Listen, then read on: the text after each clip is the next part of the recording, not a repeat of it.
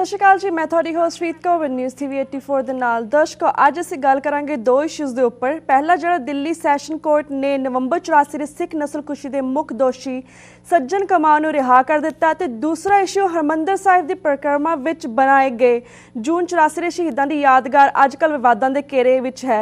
ਇਹਨਾਂ ਦੋਵਾਂ ਇਸ਼ੂਆਂ ਤੇ ਅੱਜ ਅਸੀਂ ਸਭ ਤੋਂ ਪਹਿਲਾਂ ਗੱਲ ਕਰਾਂਗੇ ਸਰਦਾਰ ਗੁਰਤੇਜ ਸਿੰਘ, ਸਿੱਖ ਸਕਾਲਰ ਫਰਮ ਚੰਡੀਗੜ੍ਹ। ਸਤਿ ਸ਼੍ਰੀ ਅਕਾਲ ਜੀ, welcome to my news show. Waheguru ji ਕਾ ਖਾਲਸਾ, ਵਾਹਿਗੁਰੂ ਜੀ ਕੀ ਫਤਿਹ। ਵਾਹਿਗੁਰੂ ਜੀ ਕੀ ਫਤਿਹ। ਸਰਦਾਰ ਸਾਹਿਬ, ਜਿਸ ਤਰ੍ਹਾਂ ਤੁਸੀਂ ਜਾਣਦੇ ਹੋ ਕਿ ਭਾਰਤ ਦੀ ਕੋਰਟ ਨੇ ਸੱਜਣ ਕੁਮਾਰ ਨੂੰ ਰਿਹਾ ਕਰ ਦਿੱਤਾ, ਤੁਸੀਂ ਇਸ ਇਸ਼ੂ ਨੂੰ ਕਿਵੇਂ ਵੇਖਦੇ ਹੋ? ਬੀਬਾ, ਇਸ ਤਰ੍ਹਾਂ ਹੈ ਕਿ ਇਹ ਜਿਹੜਾ ਕਤਲੇਆਮ ਸਿੱਖਾਂ ਦਾ 1984 ਦੇ ਵਿੱਚ ਹੋਇਆ ਸੀ ਜੀ, ਉਸ ਦੇ ਬਾਰੇ ਕਿਸੇ ਨੂੰ ਸ਼ੱਕ ਨਹੀਂ ਕਿ ਇਹ ਬਹੁਤ ਵੱਡਾ ਕਤਲੇਆਮ ਸੀ ਔਰ ਸਾਜ਼ਿਸ਼ ਸੀ ਸਰਕਾਰ ਦੀ, ਜਿਨ੍ਹਾਂ ਨੇ ਇੱਕ ਪੁਲਿਸ ਦੀ ਮਿਲੀ ਭੁਗਤ ਦੇ ਨਾਲ ਇਸ ਕੁਕਰਮ ਨੂੰ ਅੰਜਾਮ ਦਿੱਤਾ ਸੀ ਜੀ।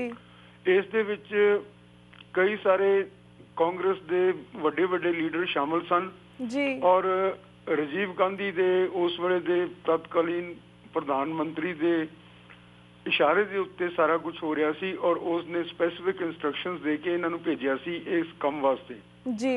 ਇਹਦੇ ਵਿੱਚ ਧਰਮਦਾਸ ਸ਼ਾਸਤਰੀ, ਜਗਦੀਸ਼ ਟਾਈਟਲਰ, ਅਜਰ ਮਾਕਨ, HKL ਭਗਤ ਤੇ ਇਹ ਸੱਜਣ ਕੁਮਾਰ ਵਗੈਰਾ ਸਾਰੇ ਦੇ ਸਾਰੇ ਸ਼ਾਮਲ ਸਨ ਜੀ।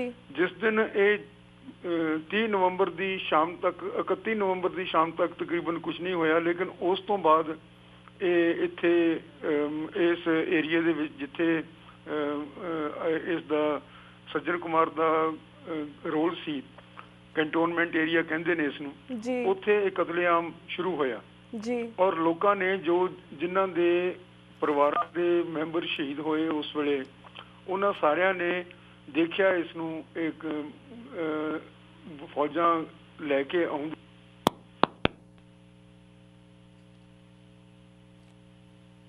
ਹੈਲੋ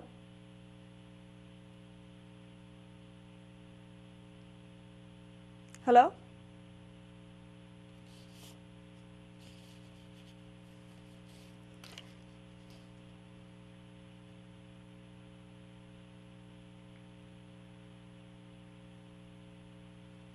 लगता कि इन्होंने कॉल ड्रॉप हो गई। दर्शकों, इतने इस वक्त लेने एक छोटे जे ब्रेक का, तो ब्रेक तो बाद साडे नाल इसी तरह बने रहो। कीप वाचिंग न्यूज़ TV 84 दे नाल।